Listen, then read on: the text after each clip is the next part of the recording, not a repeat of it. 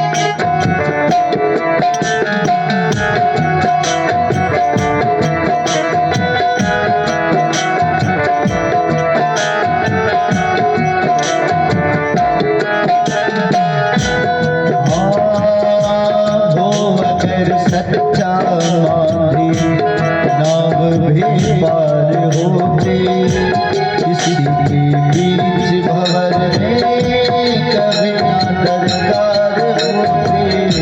हो अगर सच्चा साथी नाव भी पार होते, किसी के बीच भंवर में कोई दरकार न होती। हो माली नाव भी पार होती, किसी के बीच भंवर में कभी न दरकार होती। हो अगर सच्चा साथी नाव भी पार होती, किसी का बीच भंवर में कोई न दरकार होते।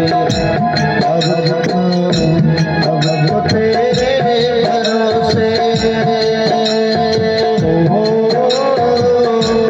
अब तो तेरे भरोसे मेरा दरबार है, अब तेरे भरोसे मेरा परिवार है, श्याम तेरे भरोसे मेरा परिवार है, श्याम तेरे भरोसे मेरा परिवार है, श्याम तेरे भरोसे मेरा परिवार है।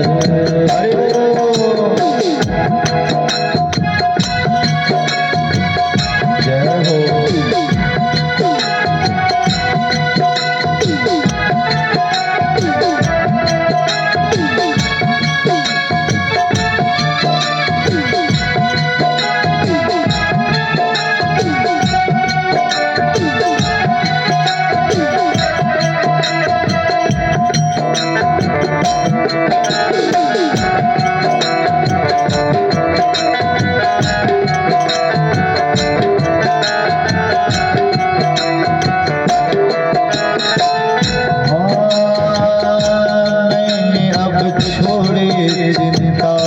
तेरा जो साथ पाया, तुझको जब भी पुकारा अपने पास पाया।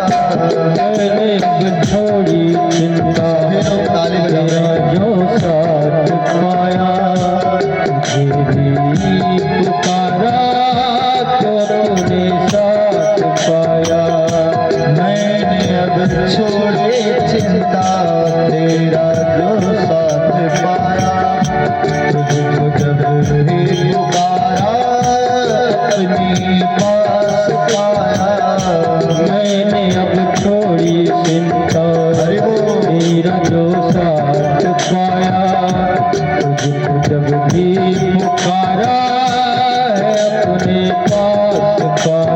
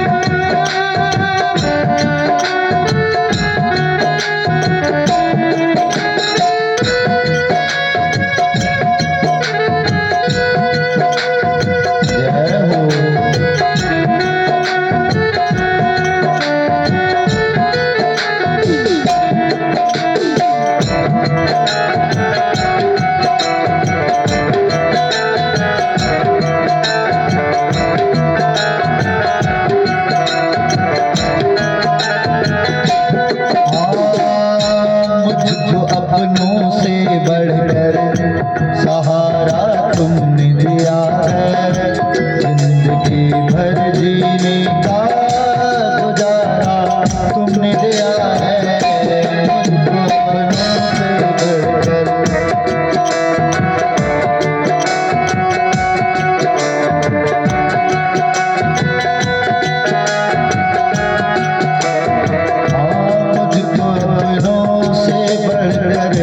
सहारा तुमने दिया है, जिंदगी भर जीने का गुजारा तुमने दिया है, मुझको अपनों से बढ़कर सहारा तुमने दिया है, जिंदगी भर जीने का सहारा तुमने दिया है। अब तो तेरे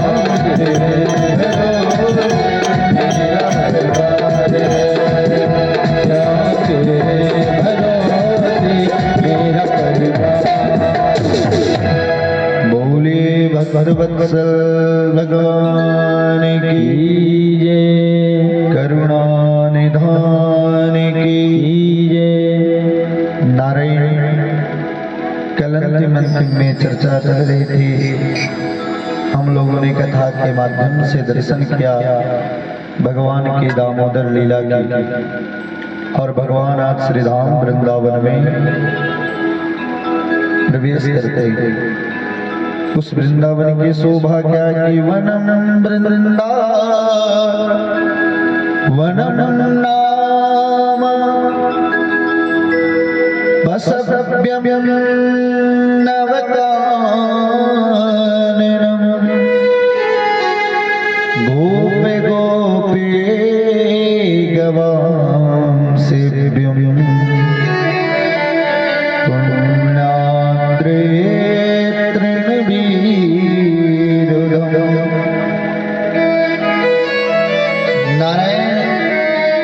इस संसार में वृंदावन जैसा कोई धाम नहीं हुआ।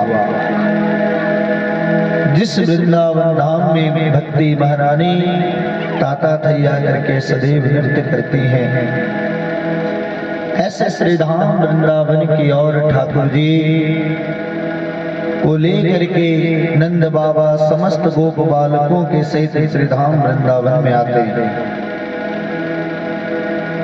वनम वृंदावनम नामा, इसका नाम वृंदावन है। भगवान को वृंदावन से इतना प्रेम है, इतना प्यार है कि आज भी भगवान को इस नाम से जाना जाता है। बोलिए वृंदावन बिहारी लाल की।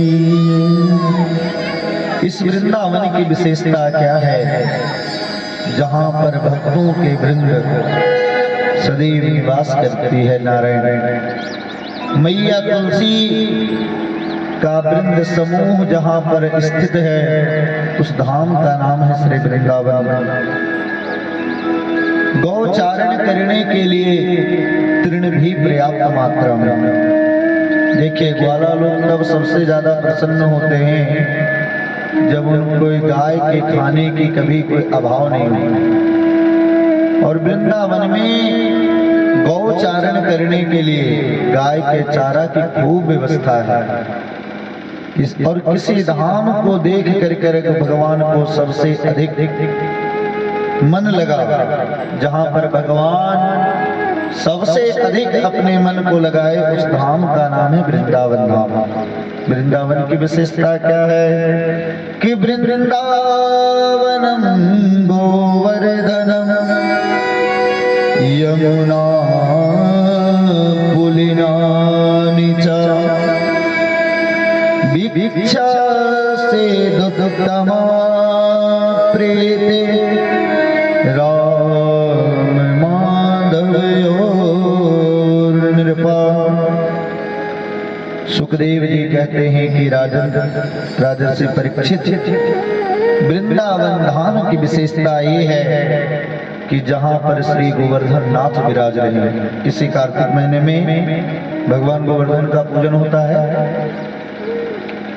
कार्तिक का महीना बहुत पवित्र मास है, जिस मास में भगवान गोवर्धन का पूजन, भाई दूज, माँ लक्ष्मी का पूजन दीपावली के रूप में, भगवान सूर्य नारायण की आराधना, ये बहुत पवित्र मास होता है। इस मास में किसी भी प्रकार का कोई किसी के मन में भेदभाव नहीं, जात पात का कोई भेदभाव नहीं, कोई कलह नहीं। अन्य मासों में, अन्य महीने में दारू आप बंद कराओगे तब भी लोग नहीं करते, लेकिन ये कार्तिक का महीना ऐसा होता है कि लोग को बोलना भी नहीं पड़ता, स्वतः बंद कर देते। बिल्कुल घर में भी साफ सुथरा, घर भी पवित्र, मन भी पवित्र। देखिए, घर पवित्र रहेगा तभी तो मन पवित्र हो सकता है। और भगवान जिस मास में सबसे शीघ्र मिलते हैं, उस महीने का नाम है कार्तिक मास। बहुत पवित्र मास होता है। हम लोगों की बुद्धि भी बिल्कुल निर्मल रहती है, क्योंकि भोजन शुद्ध होता है तो मन भी शुद्ध रहेगा। देखिए, आहार शुद्ध हो, व्यवहार शुद्ध हो, सत्य शुद्धि। देखिए, अगर भोजन शुद्ध है तो मन भी शुद्ध रहेगा। राक्षसी भोजन करो, कथा में बैठो, मन ही नहीं लगेगा। लेकिन आप सतोगुण भोजन करिए, सात्विक भोजन करिए। इतना रात में तो हम समझते हैं इस ठंडे में सबको सोने की मन हो रही होगी, लेकिन फिर भी ठाकुर जी के चरणों में बैठे आप लोग, ये भगवान की कृपा है। तो वृंदावनम गोवर्धनम, वृंदावन की शोभा गोवर्धन नाम से है। माँ यमुना कलकल निनाद करके सतत प्रवाहित हो रही हैं और कहते हैं भिक्षा से दुत्तमा प्रीति। इस श्रीधाम वृंदावन का दर्शन करने के बाद भगवान बाल कृष्ण लाल का और बलराम जी के मन में सबसे प्यार जगा। इतनी शुद्ध भूमि है, यहाँ का वातावरण इतना शुद्ध है। देखिए, जहाँ का वातावरण शुद्ध नहीं होता, प्रकृति शुद्ध नहीं होती, महाराज वहाँ पर रहने में भी मन को घबराहट होता है। वातावरण बिल्कुल शुद्ध हो। यहाँ भी जब दर्शन करते हैं दूर दूर तक खुला, और यहाँ की शोभा अश्वत्थ वृक्ष, ये पीपल के वृक्ष इसकी शोभा को और सुशोभित कर रहे हैं। तो देखिए, मन शुद्ध तभी रहेगा जब वातावरण शुद्ध हो। और वातावरण की शुद्धि के लिए है कि खुला वातावरण हो। ऐसे वातावरण में, ऐसे श्रीधाम वृंदावन में जब ठाकुर जी पधारे तो उनके मन में बड़ा अनुराग जगा। जिस श्रीधाम वृंदावन के लिए कल हम लोग अंतिम में भी दर्शन किए थे, लेकिन आइए एक बार हम लोग श्रीधाम वृंदावन का दर्शन करेंगे। ये श्रीधाम वृंदावन कैसी है? जिस भूमि को देख करके ठाकुर जी को सबसे अधिक अनुराग जगा, सबसे अधिक प्रेम जगा। आइए, अरे वृंदावन जाऊंगी सखी ना लौट के आऊंगी। जो भी वृंदावन जाना चाहते सभी को ताली बजाते हुए और मन के द्वारा श्रीधाम वृंदावन चलना है। अरे वृंदावन जाऊंगी सखी न लौट के आऊंगी, मुझे उठे विरह की पीर सखी वृंदावन जाऊंगी। मुझे उठे विरह के पीर सखी वृंदावन जाऊंगी। वृंदावन जाऊंगी सखी न लौट के आऊंगी। वृंदावन जाऊंगी सखी न लौट के आऊंगी। मेरे उठे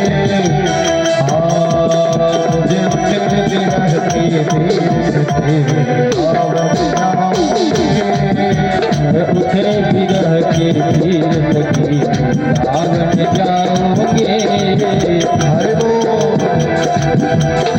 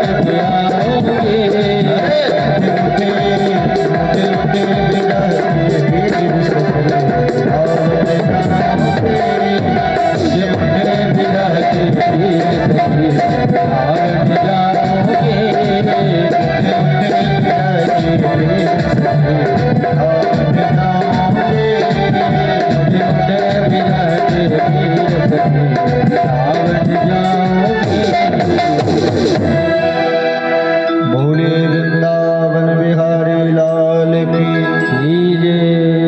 अब भगवान थोड़े थोड़े बड़े हुए और सबसे पहले भगवान ने बछड़ों को चराना प्रारंभ किया।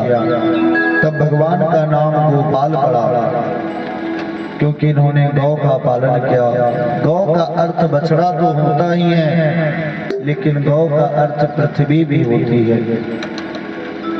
नारायण भगवान पृथ्वी का पालन करने लगे, गौचारण करने लगे। और गौ मतलब इंद्रिय भी होता है। भगवान इंद्रियों के भी स्वामी हैं। एक दिन बछड़ों में वत्सासुर नामक दैत्य आया। भगवान ने वत्सासुर की उद्धार करी। बकासुर का उद्धार भगवान करते हैं। एक बार मित्र मंडली के साथ में भगवान आंख मिचौनी खेलते और आंख मिचौनी खेलने के क्रम में भगवान कहते, भाई मैं आंख बंद करता हूं, तुम सभी लोग छिपो। देखिए, जीवों की भी यही स्थिति है। जीव जब भगवान से थोड़ा सा कहता है, प्रभु मैं संसार को भ्रमण करूं, लेकिन संसार को जीव भ्रमण करते करते पाप के मुख में प्रवेश कर जाता है। यहाँ पे अगासुर की भी कथा आएगी। अग कहते हैं पाप को, और असुर मतलब दैत्य। जीव जब भगवान से आंख मिचौनी खेलते हैं, तो जीव जब इस संसार में आता है तो भगवान को भूल करके और महाराज पाप के मुख में प्रविष्ट हो जाता है। दुनिया में काम क्रोध लोभ आदि दुर्गुणों का आश्रय लेने लगता है और संसार में सब कुछ काम क्रोध लोभ आदि को ही मानता है। तो जीव भी अघासुर का ग्रास बना हुआ है। भगवान जब अपने नेत्र को बंद करते हैं तो सभी मित्र मंडली, जो बकासुर का भाई था अघासुर, वो अजगर का रूप धारण करके परशुराम वृंदावन में आता है और अपना मुख फैला करके वृंदावन में बैठ जाता है। मित्रों ने देखा, कहा भाई हम लोग वृंदावन में बहुत दिन से रह रहे, लेकिन ऐसे गुफा आज तक नहीं देखी। और देखो इसकी कितनी अद्भुत रचना है। ये बिल्कुल लगता है सजीव सर्प के समान गुफा बना हुआ है। भाई कलाकारों का आखिर कहना ही क्या है। कलाकार लोग अपनी कलाकृति से कुछ भी बना सकते हैं। और देखो ये कितना सुंदर अजगर का मुख बना हुआ है। इस गुफा का आज तक दर्शन हुआ ही नहीं, उधर देखता नहीं। इसीलिए नारायण इस अजगर के मुख को देख करके मित्र मंडली के चलो इसी में छिपा जाए। तो जो उस पर पैर रखे तो भाई सर्प का जो जीव होता है वो बिल्कुल मुलायम होता है। तो कि भाई देखो इसका सड़क कितनी सुंदर है, इस गुफा में जो जाने की रास्ता है वो देखो कितनी मुलायम है। भाई आखिर संत लोग जहाँ विराजते हैं उनका कहना ही क्या है। तो जो ग्वाले लोग होते हैं वो गौचारण करने के लिए जाते हैं तो अपने साथ में कलेवा लेके जाते हैं। जो भी उनको भोजन करना होता है वो अपने साथ थैला आदि में डाल करके ले जाते हैं। तो सभी मित्र मंडली ने अपने थैले को अजगर के दांत से उसको खूंटी समझ करके उसी में लटका करके अंदर प्रवेश कर गए। जब भगवान ने इनका दर्शन किया तो तस्मान के मत ग्रसितान विशिष्टानयम् तथा चेद भगव विनंचते क्षणानिनेति बकार्यो सन्मुखम् विक्षोधसंता करतारणनैर्ययो। जब मित्र मंडली उसके मुख में प्रवेश करने लगे अघासुर के, तो भगवान ने हाथ उठा करके मना किया, अरे रुको रुको, तुम लोग कहाँ जा रहे हो? वो कोई गुफा नहीं है, वो अजगर है। तुम लोग प्रवेश करोगे तो कोई भी जीवित नहीं बचोगे। एक मित्र कहता, भैया कहीं ये भी बकासुर की तरह कोई दैत्य हुआ तो कुछ मित्र कहते हैं अरे अगर ये भी बकासुर की तरह हुआ तो पीछे भगवान है, जैसे बकासुर का उन्होंने उद्धार किया उसी तरह से इसका भी उद्धार कर देंगे। देखिए इन मित्रों को भगवान के ऊपर बहुत भरोसा है, इसीलिए जब सब प्रवेश किए तो अघासुर ने अपने मुख को बंद नहीं किया। अघासुर सोचता है करे जिसके लिए हम आए हैं वो जब तक नहीं अंदर प्रवेश करे तो हम कैसे मुख को बंद करें। अब जब मित्र सब प्रवेश कर गए तो भगवान भी उनके पीछे प्रवेश कर गए। अघासुर ने अपने मुख को बंद किया, लेकिन भगवान अपने शरीर को बढ़ाया और अघासुर का भी उद्धार किया। बोलिए अघासुर उद्धारक भगवान की जय। सज्जनों, यदि पाप के मुंह से हमको कोई बचा सकते हैं तो भगवान है। भगवान के अतिरिक्त हमें कोई भी पाप से बचाने वाला नहीं है, अग से बचाने वाला नहीं है। इसलिए भगवान के भक्त यदि पाप के मुख में, अग के मुख में भी प्रवेश करते हैं तो भगवान अपने भक्तों के रक्षार्थ पाप के मुख में भी प्रवेश कर जाते हैं। ये भगवान की महानता है। इसीलिए सदैव भगवान के चरणों का आश्रय लें। जब भगवान आज अघासुर का उद्धार किए, अपने मित्रों की रक्षा किए, तो बीच में भगवान बैठ गए। सभी मित्र मंडली भगवान को घेर घेर के बैठे हुए। सोचिए इन गोप बालकों का कितना सौभाग्य है, कितने भाग्यशाली हैं ये कि जिनको भगवान का सानिध्य मिला हुआ है। जीव तो इतना भागा है कि जीव को यदि भगवान आकर के ये कहें कि हम भगवान हैं, तब भी जीव भगवान के सामने उनके सामने दर्शन नहीं करने जाएगा, लौट करके चला जाएगा विमुख होकर के। सज्जनों, देखिए मानव की विडंबना यही है कि जिसके द्वारा उसका कल्याण होने वाला है वह कभी भी उसका आश्रय नहीं लेता। वो जानता है जुआ खेलना, शराब पीना, चोरी करना, बेईमानी करना ये सब नर्क के द्वार है, फिर भी वो पाप करता है। भगवान के कथा का आश्रय लेना, बुजुर्गों की सेवा करना, माता पिता की सेवा करना, ये सदगति का साधन है। फिर भी जीव इन कार्यों में उसका मन नहीं लगता, क्योंकि जीव का जन्मजात स्वभाव है पाप का। तो यहाँ पर ये मित्र कितने भाग्यशाली हैं कि सभी को भगवान कृष्ण का सानिध्य प्राप्त है। आज ठाकुर जी बीच में बैठे और सभी मित्र मंडली ने भगवान को घेर करके और भगवान की शोभा बढ़ा रहे हैं। भगवान की शोभा कैसे हम लोग दर्शन करें कि बिभ्रद वेणुं जठर पटयो श्रृंग वेत्रे चकक्षे वामे पाणोम श्रृंगवलम तत्फलायंबुलेशो तिष्ठन मदयस्तु परिसुहृदो हासयन्ननभिस्वे स्वर्गे लोके मिसति बुभुजे यज्ञ भुगवालकीली। भगवान की शोभा कैसी है तो बिभ्रद वेणुं जठर पटयो। भगवान ने अपने कमर में अपने बंसी को, वेणु को खोस करके रखा है और एक तरफ भगवान ने श्रृंग वेत्र वाला लोग रखते हैं। जब गाय दूर चली जाती है तो उसको बुलाने के लिए एक ऐसा यंत्र होता है कि जिसको बजा करके सब गाय एक पास आ जाती है। तो भगवान ने एक तरफ बंसी को खोस करके रखा है, दूसरे तरफ भगवान ने श्रृंगी को खोस रखा है। देखिए आप लोगों के जीवन में जब ग्रह गोचर होता है और ब्राह्मण कहते हैं कि आपके ऊपर ग्रह अनुकूल नहीं है, प्रतिकूल हो गए हैं, ग्रह आपके अच्छे नहीं चल रहे हैं, तो आप लोग अभिषेक कराते हैं, श्रृंगी के द्वारा कराए होंगे। सोचिए भगवान उस श्रृंगी को सदैव अपने पास रखते हैं। भगवान शिव से भगवान कृष्ण को कितना प्रेम है। तो श्रृंग वेत्रे चकक्षे, इन दोनों श्रृंगों में थोड़ा अंतर होता है।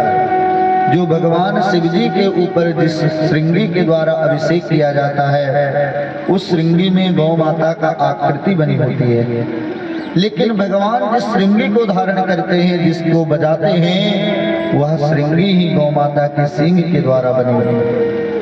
इसलिए शिव का जिसके द्वारा अभिषेक किया जाए उस श्रृंगी से अधिक महत्व इस श्रृंगी का है जिसको भगवान अपने हाथों में लेकर के रखते हैं। अच्छा, भगवान जब बीच में बैठे तो वामे पाणो मसृण कबलम तत्फलांगुलेषु, भगवान ने एक अंगुली के बीच में मुरब्बे के अचार को रखा है, दूसरे अंगुली के बीच में भगवान ने आम के अचार को रखा है, तीसरे अंगुली के बीच में भगवान ने मिर्च के अचार को दबा रखा है। इस तरह से भगवान और जितने ग्वाल वाला लोग अपने घर से कलेवा लेकर के आए, सभी ग्वाल वाला कहते हैं कि लाला ये हमारे घर का कलेवा है, तुम इसको पाओ। सोचिए, भगवान हम लोग भगवान को लड्डू पेड़ा भोग लगाते हैं, फिर भी ठाकुर जी भोग नहीं लगाते। और ये ग्वाल वाला लोग अपने घर से जो बासी रोटी ले आवे, बासी चावल ले आवे, अचार ले आवे, भगवान उसी का भोग लगा देते। ऐसा क्यों? देखिए, ये बहुत पढ़े लिखे भी नहीं है। ऐसा नहीं कि जो भगवान के मित्र मंडली साथ में है उनको बहुत वेद वेदांत ज्ञान आदि ज्ञान को प्राप्त कर लिए हो, ऐसा भी नहीं को बहुत बड़े घर से हैं, बहुत धनवान हो, ये भी नहीं है। लेकिन भगवान कहते भाई इनमें कुछ हो चाहे नहीं हो, लेकिन हमारे प्रति इनके मन में श्रद्धा बहुत है, हमारे प्रति इनके मन में अनुराग बहुत है। भगवान पदार्थ के भूखे नहीं हैं, भगवान तो भाव के भूखे हैं। इसलिए भगवान इनके द्वारा दिए गए भोग को स्वीकार करते हैं। सभी मित्र मंडली ठाकुर जो वो ये भगवान कैसे हैं, आप ऐसा मत सोच लीजिएगा कि कोई साधारण व्यक्ति है। यज्ञ भुग बाल के लिए जिसको ब्राह्मण लोग वेद मंत्रों के द्वारा नाभ्या आसीदंतरिक्षगुम अन्नापते स्वादिष्टया आदि वैदिक मंत्रों के द्वारा भगवान को बुलाते हैं कि ठाकुर तुम भोग लगाओ, फिर भी वो भगवान वेद के मंत्रों के द्वारा नहीं भोग लगाने के लिए आता। लेकिन वही ब्रह्म, वही नारायण, वही भगवान इन ग्वाल बालों के यहाँ से आए हुए वस्तुओं का भोग लगाता है। हमारे ऊपर भगवान का कल्याण कैसे हो सकता है, भगवान की कृपा कैसे हो सकती है? हम भगवान के लिए महाराज 2-4 घंटे कथा भी नहीं श्रवण कर सकते। हमको लगता है समय अधिक हो गया, समय नहीं है, नीचे बैठ के भगवान की कथा को श्रवण करेंगे, इतना ठंड है कथा श्रवण करेंगे। अरे भगवान चाहेंगे तब भी कल्याण नहीं होगा। ये ग्वाल वाला जिनके शरीर पर पूरा वस्त्र भी नहीं, पहनने के लिए अच्छे कपड़े नहीं है, करने के लिए अच्छे भोजन नहीं है, फिर भी ठाकुर इनके श्रद्धा का भोग लगाते हैं। भगवान अगासुर का उद्धार किए। एक बार कथा में बहुत पीछे, इसलिए बहुत आगे तक जानी है। आज भगवान का विवाह भी होना है। एक बार भगवान ने सोए सोए विचार किया कि हमारा अवतार प्रकृति की शुद्धि के लिए हुई है, और जब तक यमुना के भीतर काली नाग का वास है तब तक मेरा अवतार का प्रयोजन सिद्ध नहीं होगा। इसलिए अकारण कभी जल को अपवित्र नहीं करना चाहिए, है ना? आपको जितना जरूरत है उतने ही जल को प्रयोग में लीजिए, जल को कभी खराब नहीं करें, क्योंकि यमुना जल में काली नाग रह करके माँ यमुना के जल को दूषित कर रहा है। उसी कालिए का भगवान उद्धार करते, लेकिन उस काली नाग से भी हम लोग अधिक खतरनाक हो गए। जिस यमुना में लोग एक रोगी व्यक्ति अगर स्नान करता था तो स्वस्थ हो जाता था, लेकिन कलयुग के जीव इतने बड़े काले नाग हो गए कि यमुना के जल को भी नाली के रूप में परिवर्तित कर दिया। यमुना आज अगर कोई स्वस्थ व्यक्ति स्नान करे तो रोगी बन जाएगा। ये मानव रूपी काली नाग का इतना दुष्प्रभाव है। लेकिन सज्जनों, एक कालिए का उद्धार करने के लिए भगवान आज रात्रि में योजना बनाते हैं कि भाई जब तक काली नाग इस यमुना को छोड़ करके नहीं जाएगा तब तक यमुना का जल शुद्ध नहीं हो सकती। इसलिए बिलोक के दूषिता कृष्णा कृष्णा कृष्णा हिना विभो तस्सा विशुद्धि मन विदक्षण सर्वं तमुद्वासयत्। भगवान कृष्ण कृष्ण ने आज विचार किया कि कालिए का जरूर उद्धार करना चाहिए। ऐसा सोच करके भगवान कंदुक क्रीड़ा करने के लिए, जिसको वर्तमान समय में क्रिकेट बोला जाता है, वो क्रिकेट मैच खेलने के लिए भगवान माँ यमुना के तट पर जहाँ कालिए वास करता था वहां पर आते हैं। और भाई सभी मित्रों ने अपने अपने वारी से कंदुक क्रीड़ा खेली, लेकिन जब भगवान का खेलने का समय आया तो भगवान इतना जोर से उस गेंद को मारे कि वो गेंद जाकर के काली हृदय में गिर गया। मतलब बहुत लंबा छक्का भगवान मारे, जो बिल्कुल बीच यमुना में जाकर के गिरा। अब भाई मित्रों ने कहा कि प्रभु हमें वही गेंद चाहिए। भगवान इनके मन में ऐसा और प्रेरणा किए कि बिल्कुल जिद करने लगे ताकि हमको यमुना हृदय में कूदने का बहाना मिल जाए। भगवान ने कहा अरे तुम कहोगे तो मैं तुम लोगों को 5-10 गेंद और दे दूंगा कि देख नंद का छोरा, यदि हमें गेंद देना है तो तुमको वही देना पड़ेगा, हम लोग दूसरा गेंद नहीं लेंगे। कि तुमको पता नहीं यहाँ काली नाग निवास करता है, कि वो सब हमने लोग नहीं जानते, हमें वही गेंद चाहिए। कि ज्यादा बोलोगे तो मैं कूद जाऊंगा। तो मित्र लोग हंसने लगे, रे तुम नहीं कूद सकते, क्योंकि कूदोगे तो तुम जीवित नहीं बचोगे।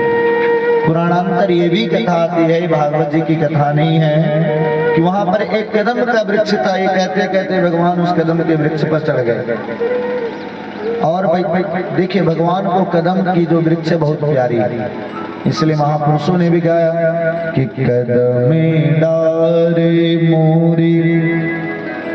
भगवान जब झूला भी झूलते ने, जब माँ जानकी हो या भगवान श्री राम भद्र हो तो कदम के डाली के, भगवान को कदम का वृक्ष बहुत प्रिय है। हरि कदमे डारी मोरी सारी लटक रहे, कैसे के झूले सावन भगवान को कदम का वृक्ष बहुत प्रिय है। भगवान ऐसे कदम के वृक्ष के ऊपर चढ़ करके और काली राह में छलांग मार देते हैं। इस दृश्य को देख करके बालक लोग रोने लगते हैं। माँ यशोदा को अपशगुन होने लगा। देखिए बालकों के जीवन में जब किसी भी प्रकार का संकट आता है तो मैया लोग को संकट बिना बताए भी पता चल जाता है कि भी हमारा बालक कष्ट में है। माँ को अपशगुन होने लगा। तब तक एक बालक ने आकर के कहा कि मैया तुम्हारा लाला काली दह में कूद गया। मैया सुनते ही मूर्छित हो गई, क्योंकि भगवान सभी ब्रजवासियों को अपने प्राण के समान प्रिय है। सभी लोग काली दह के पास आए, यमुना हृदय के पास आए। आबाल वृद्ध वनिता सर्विंगा पशु वृद्धया निर्जग गोकुला दीना कृष्ण दर्शन लालसा। भगवान कृष्ण के दर्शन की इच्छा को लेकर के कि भाई हमारे लाला जीवित लौट आवे, इस लालसा को लेकर के समस्त ब्रजवासी यमुना हृदय में आए। सोचिए ब्रजवासियों को भगवान से इतना प्रेम है, समस्त ब्रजवासियों को, कि जब ब्रजवासी ये सुने तो जो जिस स्थिति में थी सभी आती है और आ करके माँ यशोदा कूदना चाहती हैं काली दह में। ये बलराम जी रोकते हैं, मैया रुक जाओ, अरे जब लाला ही नहीं रहा तो मैं जीवित रह करके क्या करूंगी। बलराम जी समझाते हैं, करी मैया ये तो 100 फण वाला काली है, आपको पता नहीं कि आपका लाला 1000 फणों वाला शेष के ऊपर सोता है, और वो शेष कोई और नहीं मैं ही हूँ। इसलिए माँ तो बिल्कुल चिंता मत कर, हमारे लाला को कुछ नहीं होगा। जब भगवान कूदे तो उस समय काली जो था वो सो रहा था, काली नाग। तो काली नाग की जो धर्म पत्नियां उन्होंने कही करी ऐसा स्वरूप, जब भगवान के स्वरूप का दर्शन करी कि ऐसा स्वरूप तो आज तक हम लोगों ने देखा ही नहीं, इतना सुंदर बालक। और सबसे अद्भुत बात ये है कि यहाँ इस तट के किनारे जो आता है मृत्यु को प्राप्त हो जाता है, लेकिन ये इतना देर तक जीवित है, इसलिए बालक लगता है प्रतिभावान। नाग पत्नियों ने कहा कि बालक, ये आपका परम सौभाग्य है कि अभी हमारे पतिदेव सो रहे हैं, इसलिए उनके जगने से पहले तुम यहाँ से लौट जाओ। भगवान ने कहा कि जगा दो अपने पति को, मैं उससे ही मिलने के लिए आया हूँ। अब जब नाग पत्नियां और भगवान में बात हो रही थी, तब तक काली नाग का नींद खुली। पूरे महाराज मनोहरद में जो है द्वार भाटा आ गया, पूरा जल वहां का खौलने लगा। अब तो सब लोग घबराने लगे। अब जो है कालीदाह ने अपने पूंछ में भगवान को लपेटा, पर नाग पास बड़ा कठिन होता है। अगर सर्प किसी को अपने पूंछ में बांध ले तो व्यक्ति अपने आप को छुड़ा नहीं पाता। फिर भगवान ने अपने शरीर को बढ़ाया, उसका बंधन ढीला पड़ने लगा और भगवान कूद करके उसके सर के ऊपर चढ़ गए। काली भगवान को डसना चाहता है, जिस फण के द्वारा डसना चाहता भगवान उसी के ऊपर नाचते हैं। अब उसके पूरे मुख से जो है रक्त निकलने लगा। देखिए, पृथ्वी पर तो कोई भी नाच सकता है। भगवान शिव भी जब तांडव नृत्य करते हैं तो पृथ्वी के ऊपर, पृथ्वी एक आश्रय है, लेकिन ये पहले नर्तकी हैं भगवान, ये पहले ऐसा नाचने वाले हैं जो नाग के फण के ऊपर नृत्य कर रहे हैं। तांडव गति मुंडन पर नाचत गिरधारी, पम पम पम पग पटकत फम फम फम फननि पर, बिम बिम बिम बिनति करत नाग बधुहारी, तांडव गति मुंडन पर नाचत गिरधारी। जब भगवान नाच रहे हैं तो ससिक ससिक सनकादिक नंदन नारद मुनि मम मम मम महादेव बम बम बम बलिहारी, सभी कह रहे बलिहारी। अरे ऐसा नाचने वाले का आज तक तो हम लोगों ने दर्शन ही नहीं किया भाई। विविध विविध विद्याधर दम दम दम देव सकल, गंग गंग गंग गंग गुनी गंधर्व नाचत देतारी। गंधर्व लोग भी नाच रहे हैं ताली बजा बजा करके भगवान के इस दृश्य का अवलोकन करके। काले नाग का 100 मुख जो है भगवान रक्त रंजित कर दिए। जब यद छिरो नमतेंग सतैक कृष्ण तदन मर्द खर दंड धरुम विपाते। जिस फण को भगवान को काटने के लिए काले नाग उठाता है, भगवान उसी फण के ऊपर नाच करके और उसके मुख से जो है रक्त प्रवाहित कराने लगे। ये देख करके नाग पत्नियों ने सोचा, कह रहे अगर इसी तरह ये नाचते रहे तब तो हमारे पतिदेव बहुत जल्दी स्वर्ग सिधार जाएंगे। इसलिए नाग पत्नी ने भगवान की बड़ी दिव्य स्तुति करी। न्यायो हि दंडाकृत विशेष तवावतारा खल निग्रहाय, रिपो सुतानाम पितुल्य दृष्टे दधसे दमं फलमेवानुशंसन। प्रभु आपका अवतार ही अपराधियों को दंड देने के लिए हुआ है, इसलिए आपने हमारे पतिदेव को दंड दे करके बहुत अच्छा किया। भगवान ने नाग पत्नियों से पूछा कि मैंने क्या अच्छा किया? आपके पति के पूरे मुख को मैंने रक्त रंजित कर दिया, मैंने कौन सी कृपा करी?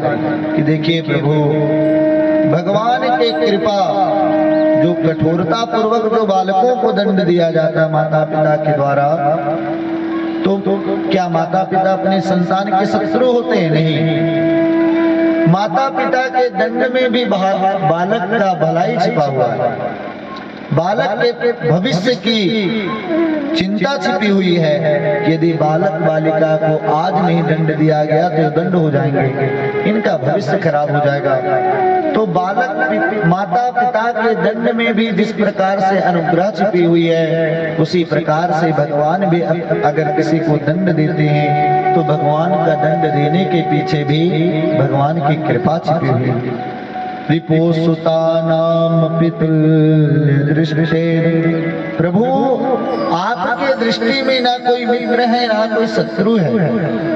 आप निश्चय पूर्वक जो अपराधी जैसा उसी प्रकार से उसको दंड देते हो, इसलिए आपने हमारे पति को दंड दिया, अच्छा किया। बड़ी दिव्य स्तुति की नाग पत्नियों ने, भगवान इनकी स्तुति पर प्रसन्न हो गए। भगवान ने कहा कि देवियां वरदान मांगो, आपको क्या चाहिए? कि प्रभु आप हमें अपना चरण धूल दें, चरण रज दें, मैं उसको अपने सर के ऊपर पधराऊं। भगवान के नागपत्नियां बहुत चतुर हो, अगर आपको चरण धूल ही चाहिए तो हमें तो भूमि पर कूदना पड़ेगा, तभी आपके पति के प्राणों की रक्षा होगी। भगवान जैसे कूदे तैसे फिर काली अपने फणों को फैला लिया। भगवान ने कहा देखो देवी, तुम तो प्रार्थना कर रहे हो, अभी भी क्रोध दिखा रहा है, तो देवी क्या कहती हो अब? तो कि प्रभु आप इसके अपराध को क्षमा करिए। अपने पति से बोले रे सर झुकाओ ने फिर कहीं नाचना थिरकना शुरू किए तो इस बार बचने वाले नहीं हो। काली ने कहा कि मेरा अपराध क्या है जो मैं सर झुकाऊं? तो भगवान ने कहा क्यों रे, तुमने इस यमुना जल के जल को विषाक्त कर दिया, विषैला बना दिया। यहाँ का जल कोई पी नहीं सकता, कोई ग्रहण नहीं कर सकता, कहीं कदाचित कोई गलती से ग्रहण कर ले तो अपने प्राणों को त्याग देता। इससे बड़ा तुम्हारा अपराध और क्या हो सकता है? कि प्रभु एक बात बताइए, इस दुनिया को किसने बनाया? काली पूछता है कि मैंने। अच्छा सर्प को प्रभु किसने बनाया? भगवान ने कहा मैंने। अच्छा सर्प के मुख में विष किसने दिया? भगवान ने कहा मैंने। अच्छा सर्प को जन्मजात क्रोधी किसने बनाया? भगवान ने कहा मैंने।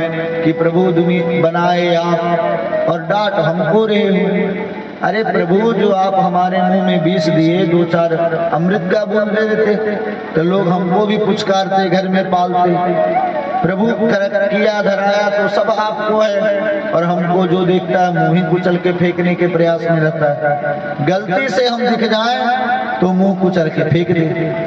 करा धराया सब आपका है, लोग हमसे घृणा करते हैं। भगवान ने कहा बात तो तुम्हारी सही है, हमने तुम्हारा निर्माण किया, लेकिन तुम्हारे रहने के लिए भी मैंने एक द्वीप बनाया, रमणक द्वीप। तुम वहां पर छोड़ करके यहाँ क्यों रह रहे हो? कि प्रभु इसके पीछे भी कारण है।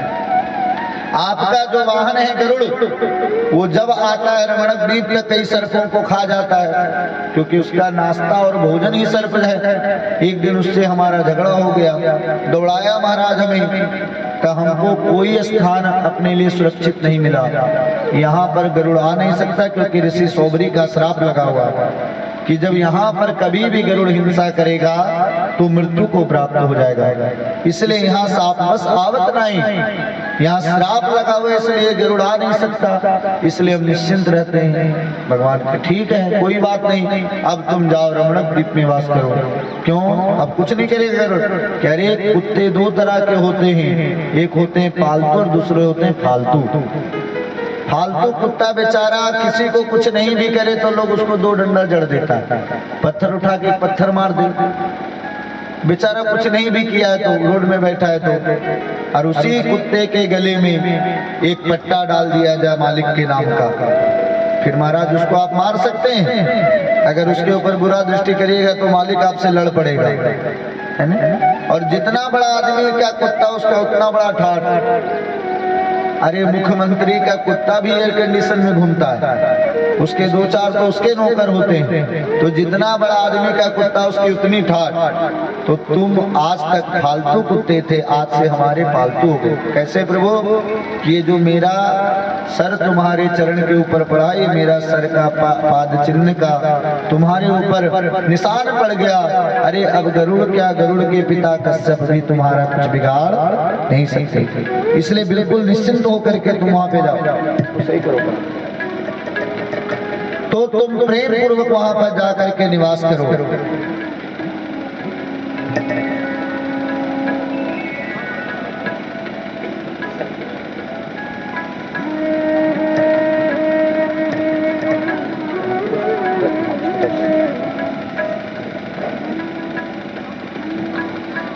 क्योंकि मन कुत्ता दर दर फिरे और दर दर दूर दूर हो, और एक ही दर को होए रहे तो दूर दूर करे न कोई। नारायण, अगर हमें किसी का सेवक बनना है तो ठाकुर जी का बनिए।